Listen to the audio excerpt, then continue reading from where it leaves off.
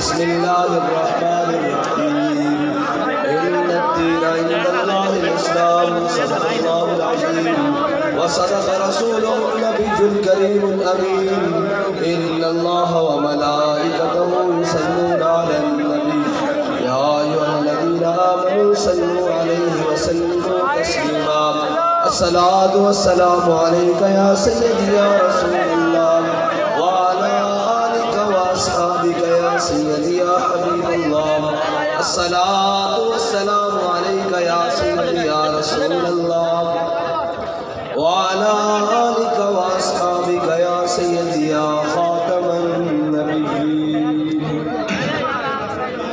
بندہ پروردگارم امت احمد نبی دوست دار چار یارن تابع اولاد علی مذہب انفیہ دارن ملت حضرت خلیل خاک پائے غوث اعظم زیر سایہ ہر ولی صدیق اکس حسن کمال محمد فاروق ذل جاہ و جلال محمد عثمان ضیاء شمع جمال محمد حیدر بہار باغ خصال محمد صلی اللہ تعالی علیہ وسلم لوح بھی تو قلم بھی تو تیرا وجود الکتاب گنبد آب کی نرنگ تیرے محیط میں حباب عالم آب و خاک میں تیرے ظہور سے فروغ ذرہ ریت کو دیا تو نے طلوع آفتاب شوکت سنجر و سلیم تیرے جلال کی نمود فقر جنید و بایزید تیرا جمال بے نقاب تیری نگاہ ناز سے دونوں مراد پا گئے عقل غیاب و جستجو عشق حضور و اضطراب شوق تیرا اگر نہ ہو میری نماز کا امام میرا قیام بھی حجاب میرا سجود بھی حجاب معزز سامعین محترم اسٹیج پر جلوگر علماء کرام مشائخ اعظام اور تحریک لبیک پاکستان کے ذمہ داران زونل ڈویژنل پی پی یو سی تمام ذمہ داران نام لوں تو کافی سارا وقت گزر جائے گا ہم سب کا ایک ہی تعارف ہے وہ میں بتاتا رہتا ہوں کہ بابا جی ہم سب کو ایک تعارف دے کر گئے ہیں کہ ہم کتے پاک رسول اللہ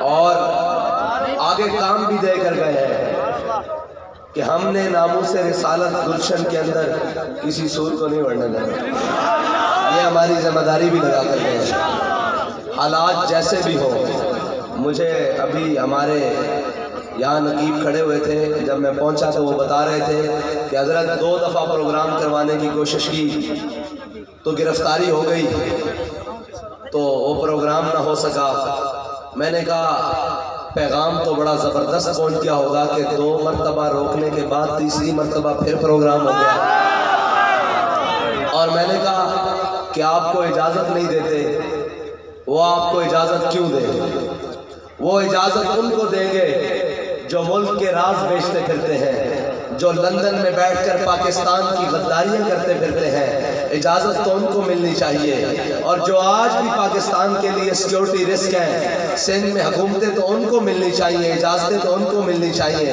صاف ظاہر ہے ہمارا لیڈر تو پیور پاکستانی تھا نا ہم پیور پاکستانی ہمیں اجازت کیوں ملے وہ سمجھتے ہیں یہ پرامن ہے میں نے کہا ہم پرامن ضرور ہیں کمزور نہیں ہیں ہاں جب دل چاہے گا اجازت تمہارے اندر سے ہاتھ ڈال کے نکال لیں گے کوئی کمزوری بات نہیں ہے یہ ہماری شرافت سمجھو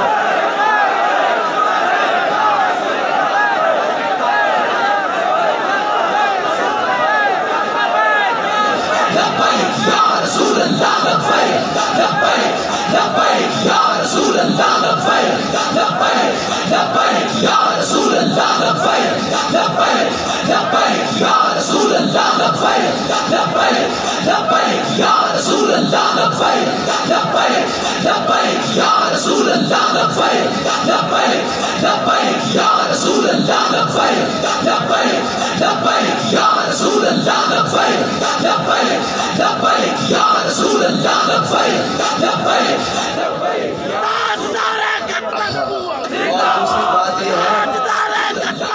جان بوجھ کر آنکھیں بند کیے پھرتے ہیں، یہ ہمیں جانتے ہیں۔ ہم جب ہاتھ بڑھاتے ہیں استعفیٰ لے لیتے ہیں، اجازت کی تو کوئی بات نہیں،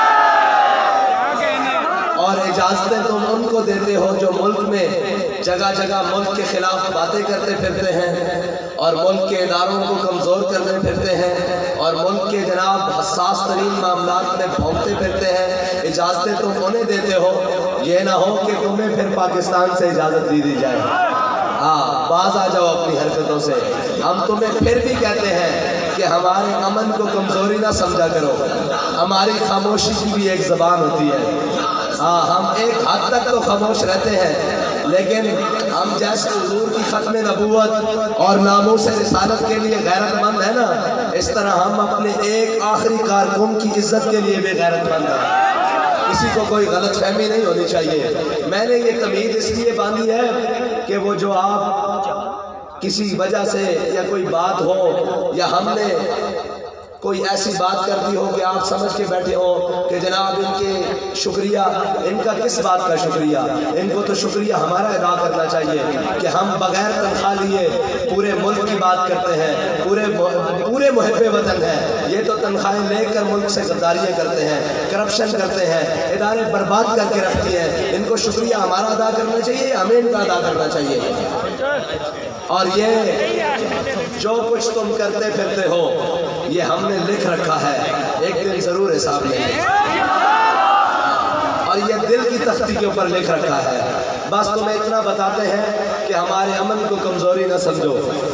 ہمارا جہاں دل کرے گا، جس وقت دل کرے گا، ہم جلسہ کریں گے اور اس جلسے میں یہ نعرہ بھی لگائیں گے کہ پاکستان کا مطلب کیا۔ بھائی آپ نے پیغام ان کو دینا ہے جن کو بہت تکلیف ہو جاتی ہے، تو پیغام پورا دیں یا پھر خاموش رہیں۔ اگر پیغام پورا دے سکتے ہیں تو میرے نعرے کا جواب دیں، ورنہ پورا خاموشی اختیار کریں کہ پاکستان کا مطلب کیا، پاکستان کا مطلب کیا، دستور ریاست کیا ہوگا۔ یہ میری ابتدائی باتیں ان کے لیے تھیں جو سمجھتے ہیں کہ پرچے کر کر، بھائی ہم سیاسی بھی ہیں اور مذہبی بھی ہیں اور محب وطن بھی ہیں تم سے زیادہ۔ تم صرف وطن سے اس لیے محبت کرتے ہو کہ تمہاری اس وطن سے عیاشیاں منسلک ہیں۔ ہم وطن سے اس لیے محبت کرتے ہیں کہ اس وطن میں ہمارے بڑوں کا خون شامل ہے، اس وطن کو بنانے میں ہمارے بڑوں کی قربانیاں شامل ہیں، اور اگر وطن پہ کوئی برا وقت آیا تو تمہارے چارٹر تیار کھڑے ہیں جس میں تم بھاگ جاؤ گے۔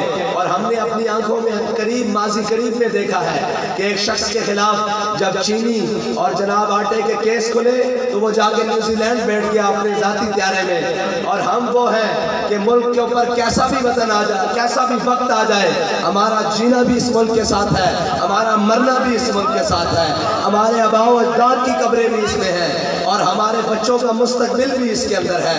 اور تم وہ ہو جن کے بچے تو باہر کے ملکوں میں پڑھتے ہیں اور سیاست یہاں ہوتی ہے، جن کے اکاؤنٹ تو سوئس بینکوں میں ہوتے ہیں اور سیاست یہاں ہوتی ہے، جن کے جناب خاندان اور فیملیز تو باہر کے ملکوں میں بیٹھی ہوتی ہیں اور جناب حکمرانیاں اور عہدے پاکستان کے اندر لیے جاتے ہیں۔ اب قوم کی آنکھیں کھل چکی ہیں، اور جو آنکھیں کھول کر گیا ہے نا، اس آدمی کا نام علامہ خادم حسین رضوی ہے، اور وہ ایسی عشق کے جام پلا کر گیا ہے کہ وہ عشق کا نشہ تم کہتے ہو یہ اتر جائے گا لبیک والوں کا، یہ وہ نشہ ہے جو مرنے کے بعد بھی نہیں اترنا۔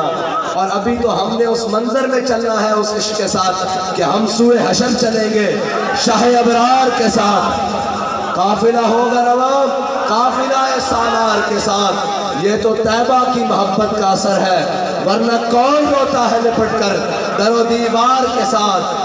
اور ہم بھی سنیں گے مظہر کوئی نعت رنگی گر ملاقات ہو گئی شاعر دربار کے ساتھ۔ میری ابتدائی باتیں ان کے لیے تھی جو اپنے آپ کو اس ملک کے مامے سمجھتے ہیں، اور وہ اس ملک کے کسی بھی کھاتے میں مامے اس وقت تک ہیں جب تک ہم انہیں مانتے ہیں، اور جس دن ہم نے کہا نا کہ ہم آپ کو نہیں مانتے، اب ہم ساری چیزیں یہاں خود کر کے دکھائیں گے، تو پھر آپ کی ماما گیری نہیں چلے گی۔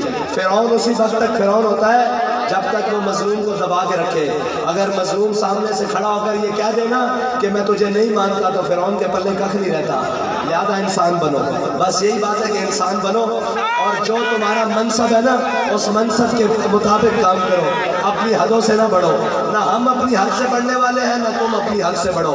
آؤ جی چلتے ہیں حضور سید عالم صلی اللہ علیہ وسلم کی محبت اور عشق کی بات کرنے. ضروری تھی کچھ باتیں کرنا کہ لوگ یہ نہ سمجھے کہ خادم حسین رضوی زیادہ رہے. لوگ یہ نہ سمجھے بھائی اس کا لہجہ بھی باقی ہے اور اس کی تڑپ بھی باقی ہے اور اس کی گفتار بھی باقی ہے. اور انشاءاللہ یہ سارے قائدین بیٹھے ہیں اس کے کردار اور اس عظیم قائد کے کردار کی جھلک بھی باقی رہے گی اور سب میں باقی رہے گی. اگر یہ بات ختم ہونے والی ہوتی نا تو پھر یہ کارکن اچھل اچھل کے لبیک کے نعرے نہ لگا رہے ہوتے. بات تمہارے بس سے آگے بڑھ چکی ہے. اب حضور کا دین تخت پر آگے رہے گا. یہ تمہاری چھوٹی چھوٹی ریشہ دوانیوں سے یہ کام رکنے والا نہیں ہے. اور خواہ مخواہ ہم سے پٹے نہ لایا کرو. یہ جبر و کار نہیں ہے عشق و مستی ہے. اور تم جن کو روکنے والے ہو وہ تمہاری تنخواہوں پہ پلتے ہوں گے, وہ تمہارے پیڑ ہوں گے, وہ در پردہ سودے کرنے والے ہوں گے. ہم جو ہے نا ابھی سینٹ تازہ تازہ گزرا ہے, ہمارے پاس تمہارے نمائندے آئے تھے, ہر طرح کے نمائندے آئے تھے اور وہ کہتے تھے جناب کہیں ایڈجسٹمنٹ کر لیں. میں نے کہا مر ہی جاؤں جو اس در سے جاؤں 2 قدم, کیا بچے بیمار غم قرب مسیحا چھوڑ کر. وہ آئے تھے اور وہ آ کے ہمیں کہتے ہیں کہ جناب اس پر کوئی سودے بازی کر لیں. میں نے کہا حضرت آپ لیٹ ہو گئے. کہنے لگے کیسے, کوئی ہم سے پہلے آپ کے ساتھ ڈیل کر گیا. میں نے کہا نہیں, ہمارا قائد ہمارا سودا بازار مصطفیٰ میں کر کے گیا.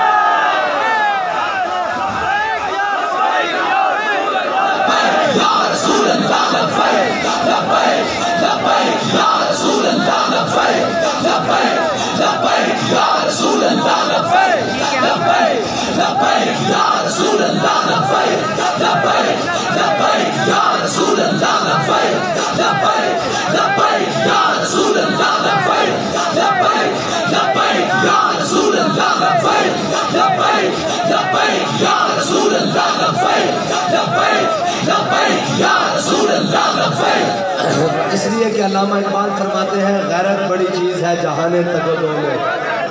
غیرت بڑی چیز ہے جہان تگ و دو میں, پہناتی ہے درویش کو تاج سر دارا.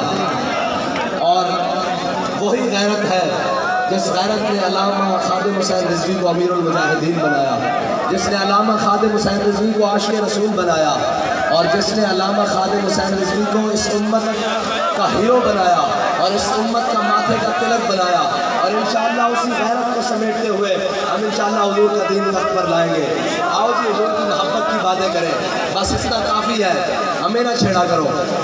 اور اگر ہمیں چھیڑو گے تو ہم بھی بڑا زبردست چھیڑیں گے, اور اگر ہم چھڑ گئے نا تو پھر ہماری چھیڑ کا حل آخری یہی ہوگا کہ جناب انہیں مانا انہیں جانا, نہ رکھا غیر سے کام, للہ الحمد میں دنیا سے مسلمان گیا. بس اتنا پیغام کافی ہے. ریاست مدینہ کے دعویداروں کے لیے یہ بات قابل شرم ہے کہ اداروں کے ہوتے ہوئے ہمارے لیے تو فخر ہے کہ ہمارے کارکن گراؤنڈ کی صفائیاں کریں اور گند کچرا اٹھائیں, اس لیے کہ ہم اس مشن پر نکلے ہیں کہ یہ عرض پاکستان یہ پاک مٹی ہے اور اس کے اندر سے انشاءاللہ یہ سیاستدانوں کا تمام کچرا صاف کریں گے اور تمام گند صاف کریں گے. اور یہ ہمارا وعدہ ہے کہ حضور کے دین کو تخت پر لائیں گے اور اس کو ریاست مدینہ بنائیں گے. وہ ریاست مدینہ نہیں جس میں اسٹیج پر بچیاں ناچتی ہوں, وہ ریاست مدینہ نہیں جس میں جناب عورتیں مائیں بہنیں پکارتی رہیں اور جناب وقت کا حاکم اکڑ کر اپنی سیٹ پر بیٹھا رہے. وہ ریاست مدینہ نہیں جس میں جناب جب کہا جائے کہ اس ملک کے سب سے بڑے چور کا انتخاب کیا جائے تو وہ ہمارے ریاست مدینہ, جھوٹے ریاست مدینہ کے دعویٰ کرنے والے کی بغل میں سے جہانگیر ترین نکلتا ہے. اور جب کہا جائے کہ جناب بہت بڑے ظالم کا اس ملک میں لسٹ آؤٹ کی جائے تو پھر جناب اس ملک کے آئی جی اور جناب CCPOs کی لسٹیں نکلتی ہیں کہ جناب یہ بھتے خور ہیں اور یہ ساری چیزیں ہیں. لہذا ہم اس ریاست مدینہ کی بات کرتے ہیں کہ حضرت سعید بن عامر الجمحی,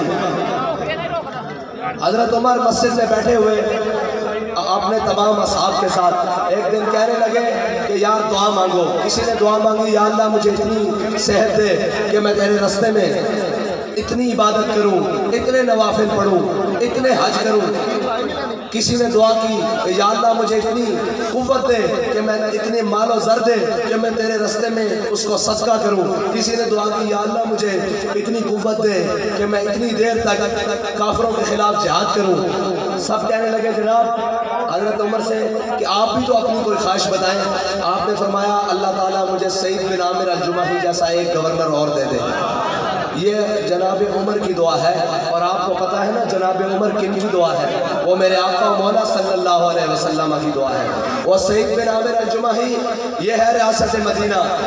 حضرت عمر نے حمص کے اندر اپنے نمائندوں کو بھیجا اور کہا کہ وہاں کی غریبوں کی لسٹ بنا کر لاؤ. جب حضرت عمر کے پاس وہ لسٹ پیش کی گئی تو سب سے اوپر جن کا نام تھا وہ حمص کے گورنر سعید بن عامر الجمحی تھے. یہ ہے ریاست مدینہ, یہ ہے ریاست مدینہ. اور حضرت عمر کے پاس 3 شکایتیں حضرت سعید بن عامر الجمحی کی پہنچی.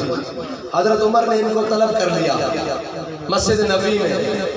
حضرت عمر ایک دن عصر کے وقت بیٹھے ہوئے تو دیکھا کہ ایک شخص اس نے اپنی پوٹلی سامان باندھا ہوا اور ایک لکڑی کے چھڑی کے ساتھ باندھا ہوا اور اپنے کندھے پہ رکھا ہوا اور مسجد نبوی میں داخل ہو رہا. حضرت عمر نے ایسے ہاتھ رکھ کے دیکھا, فرمایا اگر میری آنکھیں دھوکہ نہیں کھا رہی تو یہ سعید بن عامر الجمحی حمص کا گورنر نہیں آ رہا. لوگوں نے کہا جی بالکل یہ سعید بن عامر الجمحی ریاست مدینہ کے گورنر ہیں اور حمص کے گورنر ہیں. جب آپ پاس آئے تو آپ کی شکایتیں تھی 3. حضرت عمر نے پوچھا جناب آپ کی سواری کہاں ہے؟ آپ نے فرمایا وہ بیت المال کا امانت تھی, میں اسے بیت المال میں جمع کروا کے آیا ہوں. پروٹوکول کے ساتھ نہیں مدینے پہنچے. دوسری بات حضرت عمر نے کہا کہ آپ کے بارے میں شکایت ہے کہ آپ ہفتے میں 1 دن گھر سے باہر لیٹ نکلتے ہیں, بہت دیر گھر سے باہر نکلتے ہیں. حضرت سعید بن عامر الجمحی نے عرض کی کہ جناب عمر اے امیر المومنین, اے امیر المومنین, میرے پاس ایک سوٹ ہے جس کو میں پورا ہفتہ پہنتا ہوں, لیکن ہفتے میں 1 دن جب میں اسے دھوتا ہوں تو صبح سے شام تک اس کے سوکھنے کا انتظار کرتا ہوں. میرے پاس دوسرا کپڑا کوئی نہیں ہے جسے پہن کر میں گھر سے باہر نکل سکوں, اس لیے 1 دن میں باہر نکلتا ہوں. انہوں نے کہا جی آپ کی دوسری شکایت یہ ہے کہ آپ رات کے وقت باہر نہیں نکلتے. انہوں نے کہا اے امیر المومنین, میں نے دن مخلوق کے لیے رکھا ہوا ہے اور رات رب کی عبادت کے لیے رکھی ہوئی ہے. تیسری بات حضرت عمر نے کہا ان سے کہ آپ کو مرگی کے دورے پڑتے ہیں. حضرت سعید بن عامر الجمحی فرمانے لگے مجھے مرگی کے دورے نہیں پڑتے. اسلام لانے سے پہلے حضرت خبیب بن عدی کو مقام تنعیم پہ جو سزا دی گئی تھی نا, اس وقت میں اسلام نہیں لایا تھا. وہ منظر میں نے اپنا ساری آنکھوں کے سامنے دیکھا تھا. جب وہ منظر مجھے یاد آتا ہے تو میں بے ہوش ہو جاتا ہوں. اس لیے تو حضرت عمر فرمانے لگے اے سعید بن عامر الجمحی تمہارا گزارا کس طرح ہوتا ہے؟ آپ فرمانے لگے جب آپ مجھے بیت المال میں سے تنخواہ بھیجتے ہیں نا, جب تک اس تنخواہ کو میں غریبوں میں بانٹ نہیں لیتا اس وقت تک میں اپنے گھر میں نہیں جاتا. یہ ہے ریاست مدینہ, یہ ہے ریاست مدینہ کے حاکم. اور ریاست مدینہ کے سب سے پہلے حاکم جناب سیدنا صدیق اکبر, افضل الخلق بعد الانبیاء. اور میرے آقا و مولا نے فرمایا میں نے سب کے احسان اتار دیے, صدیق کے احسان آج بھی اسلام پر باقی ہے. اور میرے آقا و مولا سے پوچھا کہ یا رسول اللہ صدیق کے احسان کس طرح اتریں گے؟ میرے آقا نے فرمایا جب قیامت والے دن اللہ اولین و آخرین سب کو جمع کرے گا اور سب کو بلا کر اپنی زیارت کروائے گا اور پھر سب کو بھیج دیا جائے گا. حضرت آدم علیہ السلام سے لے کر حضور کی آخری امتی تک سب کو بھیج دیا جائے گا. پھر جناب صدیق اکبر کو اکیلا بلایا جائے گا اور کہا جائے گا صدیق جو تو نے اسلام پر احسان کیے نا آج ان کا بدلہ لے لے. علامہ اقبال فرماتے ہیں آمن الناس بر مولا ماں آن کلیم اول سینہ ماں.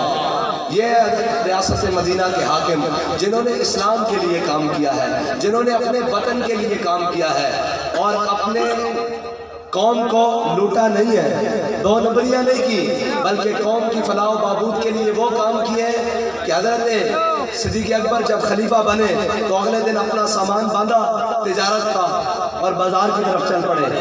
حضرت عمر سے ملاقات ہو گئی۔ حضرت عمر نے پوچھا جناب آپ امیر المومنین بن گئے ہیں، کدھر جا رہے ہیں؟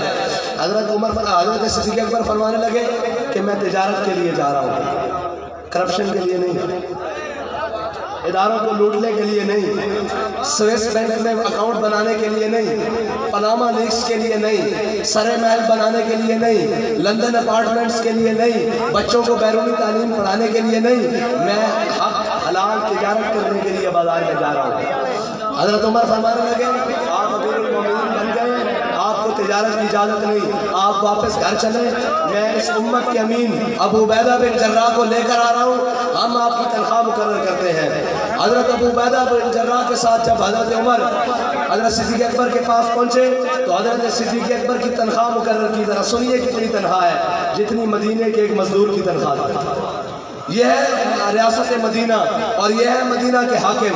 اب سنیں آگے جو لذت کی بات ہے، جس اسلام سے آپ کو قدغن ہے نا، جس اسلام سے آپ کو تکلیف ہے اور جس اسلام سے آپ کو ڈر لگتا ہے، وہ اسلام وہ ہے جو ابو بکر عمر کو اپنے پیچھے چلاتا ہے۔ وہ یہ نہیں کہتا کہ جہاں شکست ہو جائے تو پھر جناب اداروں کے خلاف بھوکنے شروع ہو جاؤ، پھر یہ کہہ دو کہ جناب انہوں نے دھاندلی کی، جدھر سے تم آئے وہاں کیا ریوڑیاں بن رہی تھی، وہاں بھی تو دھاندلی ہو رہی تھی، جن رستوں چور رستوں سے تم آئے ہو تو دھاندلی والوں کو دھاندلی سے ہی بھیجا جائے گا۔ جب تم نے 2 نمبریاں کی ہیں، اب یہ سنیے گا، غور کریے گا، وہ بات میں آپ کو سناتا ہوں تنخواہ والی۔ حضرت فاروق اعظم کے زمانے میں کیسر و کسرا فتح ہوئے، جب کسرا فتح ہوا نا، ایران فتح ہوا، حضرت سعد بن ابی وقاص نے سارا مال غنیمت جمع کر کے حضرت عمر کی بارگاہ میں بھیجا اور ساتھ میں خط بھیجا، چٹھی بھیجی۔ جب حضرت عمر نے کھول کے وہ چٹھی پڑھی تو اس چٹھی کے اوپر لکھا ہوا تھا، کیا امیر المومنین ان مسلمان مجاہدوں کو بڑی بڑی قیمتی چیزیں اس مقام سے ملی ہیں جس مقام پہ اللہ کے علاوہ ان کو دیکھنے والا کوئی نہیں تھا، لیکن کسی ایک شخص نے بھی سوئی جتنی بددیانتی نہیں کی۔ حضرت عمر رونے لگے، مولا کائنات پیچھے کھڑے تھے، انہوں نے حضرت عمر کے کندھوں پر ہاتھ رکھ کے بڑی خوبصورت بات کی جو اس امت کے لیے مینار نور ہے۔ فرمانے لگے عمر روتا کیوں ہے، جب تو بددیانت نہیں تیری رعایا کیسے بددیانت ہو سکتی ہے؟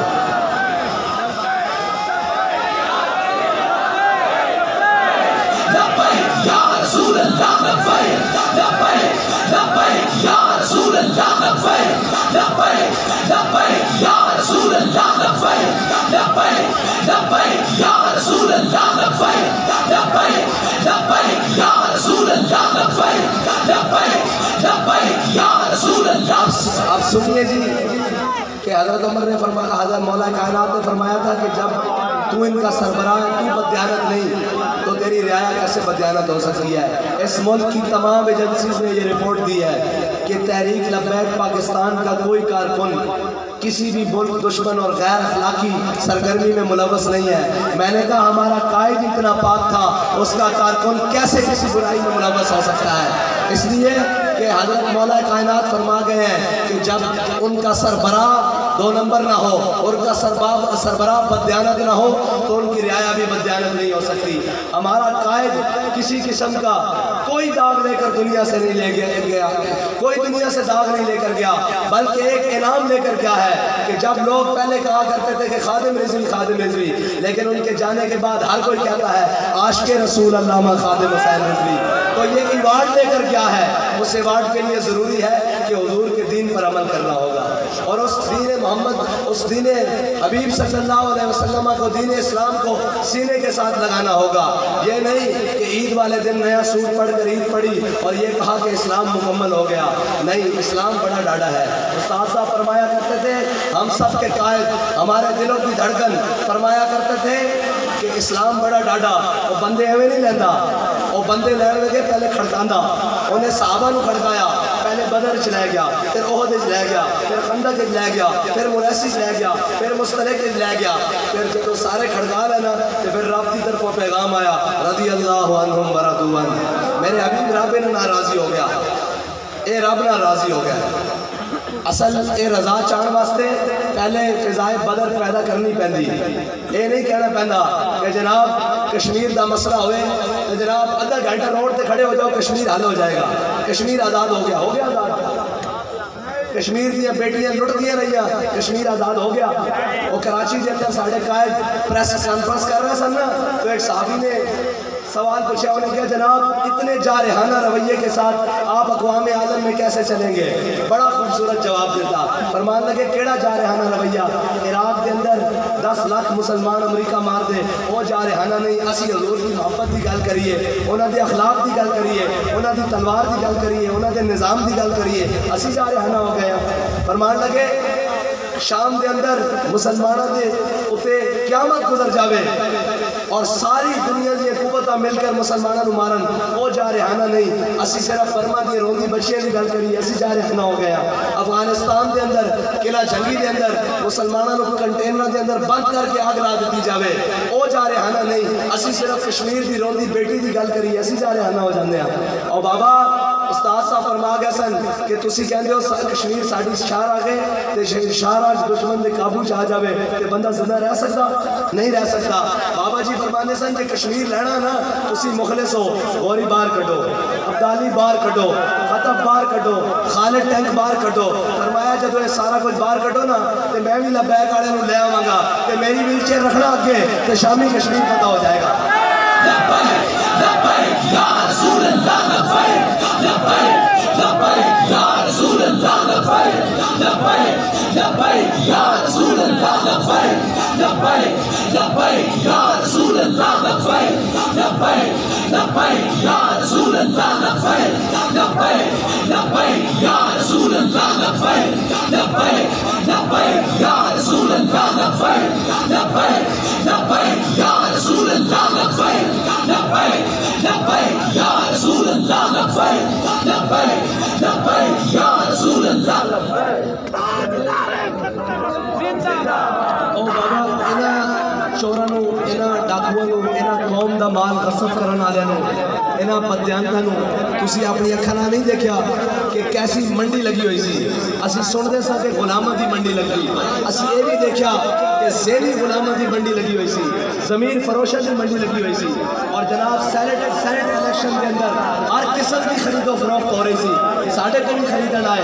میں کیا بابا یہ نظریہ قابل فروخت نہیں ہے، یہ نظریہ ایک کو دن واسطے رکھا ہویا، اس نظریے نال اسی حضور کا دین تخت تے لینا اور اسی اس پاکستان کے اندر نظام مصطفیٰ لینا، ہر چیز قابل فروخت ہو سکتی، یہ نظریہ قابل فروخت نہیں۔ اور جناب جدو ایک صاحب گئے واپس اور انہوں نے میرے فون کی تھا، کہنے لگے میں بڑا رنجیدہ ہوں کہ آپ نے میری کسی ایک آفر کو بھی نہیں مانا۔